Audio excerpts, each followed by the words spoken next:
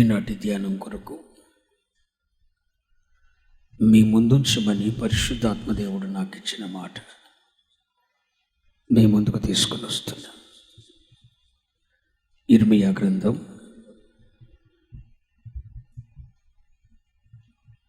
31వ అధ్యాయం 21వ వచనాన్ని మీ ముందుకు తీసుకొని వస్తున్నా. ఇర్మియా గ్రంథం 31వ అధ్యాయం 21వ వాక్యం చదవండి. ఇశ్రాయేలు కుమారి సరిహద్దు రాళ్లను పాతించు. ఇశ్రాయేలు కుమారి సరిహద్దు రాళ్లను పాతించు. దోవ సూపు స్తంభములను నిలువబెట్టుము. ఈ చిన్న మాట నా వెనుక చెప్తారా? దోవ చూపు స్తంభములను నిలువబెట్టుము. అందరూ చెప్పండి మాట. దోవ చూపు స్తంభములను, దోవ చూపు స్తంభములను. రాదా? బిగ్గరగా అంటూ రాదా? దోవ చూపు స్తంభములను నిలువబెట్టుము.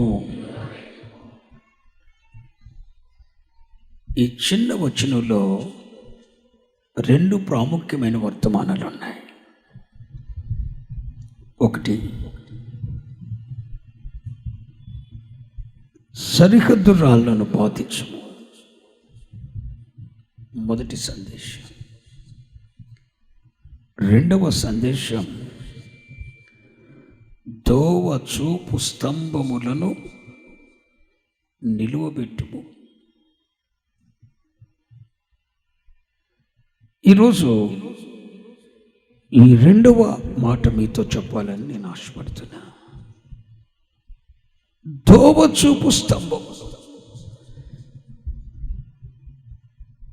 త్రోవ చూపు స్తంభములు. ఇదిగో పలానా ఊరు వెళ్ళటానికి ఇటే మార్గం, ఇదిగో ఇలా పోవాలి, ఈ దిశగా వెళ్ళాలి, లెఫ్ట్కి తీసుకోవాలి, ఎడమ వైపు మరలా స్ట్రైట్గా వెళ్ళాలి, మరలా కుడి తట్టు తీసుకోవాలి,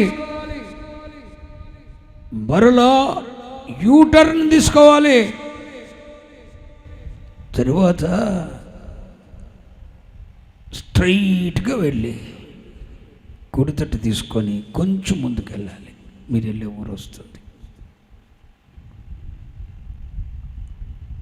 అనటానికి మార్గమధ్యమంతా కూడా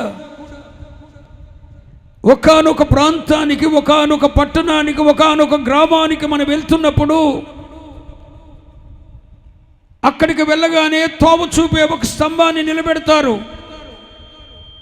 ఇదిగో కాకినాడ ఇలా వెళ్ళాలి, ఈ వైపు వెళ్ళాలి, మరలా కొంచెం దూరం వెళ్తారు, ఇటు తిరగాలి, ఇటు తిరగాలి, ఇలా వెళ్ళాలి, ఇలా వెళ్ళాలి, ఇలా స్ట్రైట్గా వెళ్ళాలి అని దారి పొడవునా మనకేం కనపడతాయి? రోడ్డు మీద మాట్లాడేంటండి? తోవచూపు స్తంభాలు. ఇంకా 5 కిలోమీటర్ల దూరంలో ఉన్నావు, లేదా 15 కిలోమీటర్ల దూరంలో ఉన్నావు, 100 కిలోమీటర్ల దూరంలో ఉన్నావు. నువ్వు వెళ్తున్న ప్రాంతానికి, నువ్వున్న ప్రాంతానికి, నువ్వు వెళ్తున్న ప్రాంతానికి సుమారు 100 కిలోమీటర్ల దూరంలో ఉన్నావు. ఆ ప్రాంతానికి వెళ్ళాలంటే ఇక్కడి నుండి ఒక 20 కిలోమీటర్లు ముందుకెళ్ళిన తర్వాత కొంచెం 1 కిలోమీటర్ ఎడమవైపు తీసుకొని మరలా స్ట్రైట్ తీసుకొని మరలా కుడివైపు తీసుకొని, ఇవన్నీ ఎవరు చూపిస్తున్నాయి? మనం ఏ ప్రాంతానికైతే వెళ్తున్నామో ఆ ప్రాంతానికి వెళ్ళటానికి మనం వెళ్తున్న మార్గమధ్యం అంతటిలో కూడా ఏముంటాయి చెప్పాలి? తోవచూపు స్తంభాలు. తోవచూపు స్తంభాలు ఉంటాయి. అనువనుమున తోవచూపు స్తంభాలు ఉంటాయి. అవి మనల్ని ఏ దిశగా వెళ్ళాలో అవి మనకు చూపిస్తూ ఉంటాయి. అంతేకాదు, ఇంకా నువ్వు వెళ్తున్న ప్రాంతానికి నువ్వు ఎంత దూరంలో ఉన్నావో లేదా ఎంత సమీపంగా ఉన్నావో అన్న సత్యాన్ని అవి నీకు బయలుపరుస్తూ ఉంటాయి. అవునంటారా కాదంటారా? చెప్పండరా. అవునా? తోవ చూపే స్తంభాలు అయ్యేనా? దారి పొడుగున కనబడతాయా మీరు వెళ్ళే ఊర్లో? ఇప్పుడు ప్రభు అంటున్నాడు, సియోను కుమారి తోవ చూపు స్తంభములను నిలబెట్టు. ఎక్కడికి అని అంటారా? అదే ఇర్మీయా గ్రంథం 50వ అధ్యాయం 5వ వచనం 6వ వచనాన్ని మీ ముందుకు తీసుకొని వస్తున్నా. ఎన్నటికీ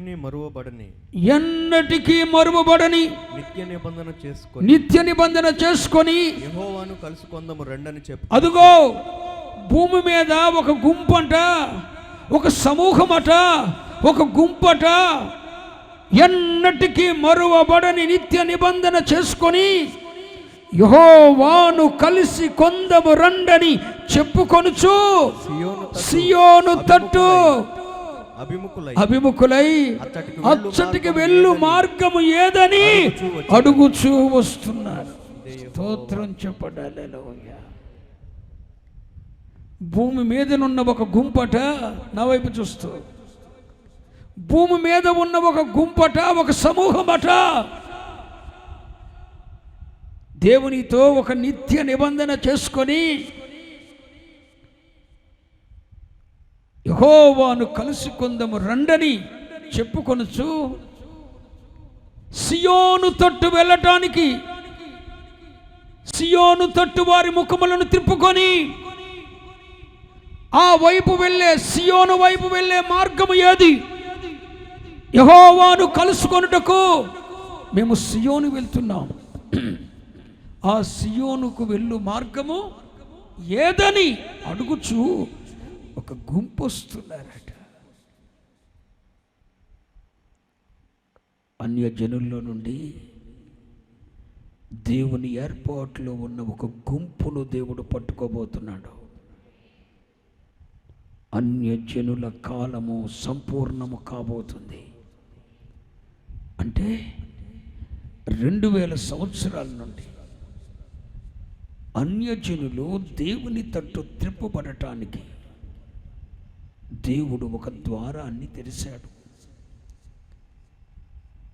2000 సంవత్సరాల నుండి భూమి మీద ఉన్న అన్యజనులు అంటే ఎవరు? యూదులు, ఇశ్రాయేలీలు కాని వారందరూ దేవుని దృష్టికి ఎవరు? పరజనులు, అన్యజనులు.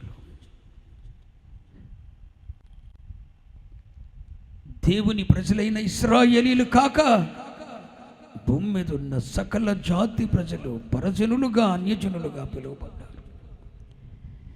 ఈ పరజనులైన సకల జాతి ప్రజలు, అన్యజాతి ప్రజలు దేవుని తట్టు త్రిప్పబడటానికి దేవుడు జగత్తు పునాది వేయబడక మునిపే ఒక కాలాన్ని నిర్ణయించాడు.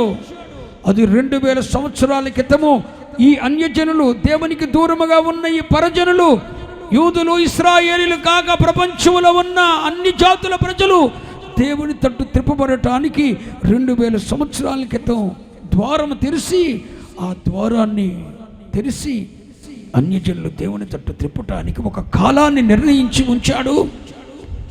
ఆయన నిర్ణయించిన కాలములోపే భూమి మీద ఉన్న అన్యజనులు దేవుని తట్టు త్రిప్పబడాలి. దానికి ఒక టైం ఫిక్స్ చేశాడు.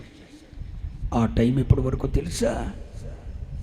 అదిగో పెంతెకొస్తు పండగ దినం, పరిశుద్ధాత్ముడు భూమి మీదకి వచ్చిన ఆ దినము నుండి మరలా యేసయ్య మేఘారూరుడై మధ్యాకాశానికి వచ్చి ఆయన కొరకు సిద్ధపడిన వారిని తనతో కూడా ఉండటానికి తీసుకొని వెళ్ళే సమయం వరకు ఉన్న కాలము అన్యజనులు దేవుని తట్టు త్రిప్పబడటానికి అవకాశం ఉన్న కాలం.